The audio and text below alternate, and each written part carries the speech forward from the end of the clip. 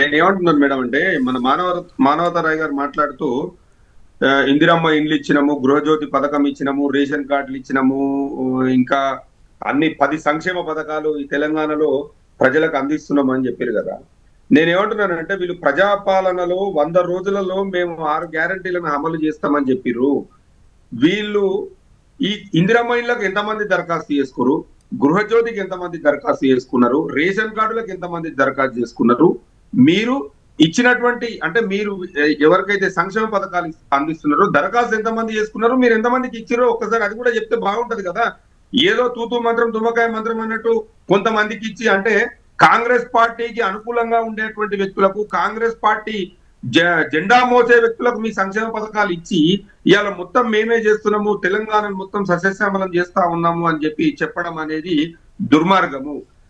మానవతా రాయ్ గారు మాట్లాడుతున్నారు 2024, 25, 26లో కూడా మేము 17,000 కోట్లు మేము కేటాయించినాము, మేము బడ్జెట్ లో కేటాయించినాము, ఈ మున్సిపాలిటీలను అద్భుతంగా తీర్చిదిద్దుతామని చెప్తున్నారు కదా. 2024, 25 ఏదైతే ఫైనాన్షియల్ ఇయర్ ఉన్నదో దాంట్లో మున్సిపల్ అడ్మినిస్ట్రేషన్ కు 11,690 కోట్లు మీరు బడ్జెట్ లో కేటాయించారు. అదే విధంగా 138 మున్సిపాలిటీలకు 2,780 కోట్లు మీరు కేటాయించడం జరిగింది.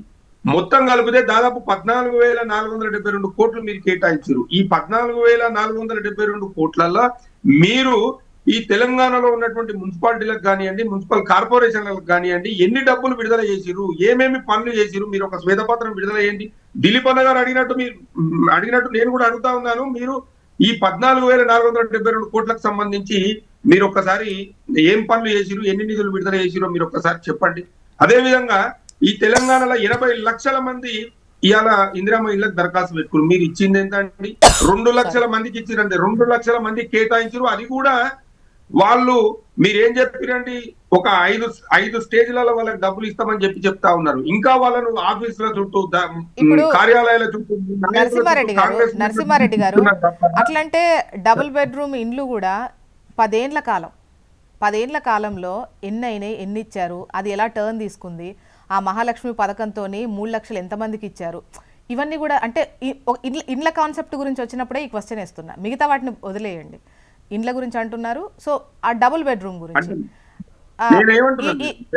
అంటే ఇది వీళ్ళే మాత్రమే చూస్తారా, బీఆర్ఎస్వి చూడరా? ఒక్కటి కాదండి. ఈ రోజు 2 సంవత్సరాల పరిపాలనలో ముఖ్యమంత్రి గారు స్వయాన నేను రైతు బిడ్డను, నేను వ్యవసాయం చేసి వచ్చినా, నాకు మొత్తం వ్యవసాయం గురించి పూర్తిగా తెలుసు, రైతు బంధు 2 సార్లు ఇస్తాడు కేసీఆర్, నేను వస్తే 3 సార్లు ఇస్తా అని చెప్పిండు. ఈడ 2 సార్లు ఇయనీకే 2 సంవత్సరాలలో 4 సార్లు ఇచ్చేదానికి ఒక్కసారి ఇచ్చి చేతులు దులుపుకొని రైతులను నట్టేట ముంచిన మాట వాస్తవం కాదా? రుణమాఫీ అని చెప్పిరు. డిప్యూటీ సీఎం గారు ఏమో 30,000 కోట్లు అంటారు, ముఖ్యమంత్రి గారు ఏమో 25,000 కోట్లు అంటారు, మంత్రులు ఏమో 21,000 కోట్లు అంటారు, అధికారులు ఏమో ఒక లెక్క చెప్తారు. అసలు వీళ్ళు ఎంత చేసిరు, ఎంతమంది చేసిరు వాళ్ళతోనే స్పష్టత లేదు కదా. వాళ్ళు నిరుద్యోగులకు ఉద్యోగం ఇస్తామని చెప్పారు. ఒకసారి మానవతా రాయ్ గారు సమాధానం తీసుకుందాం.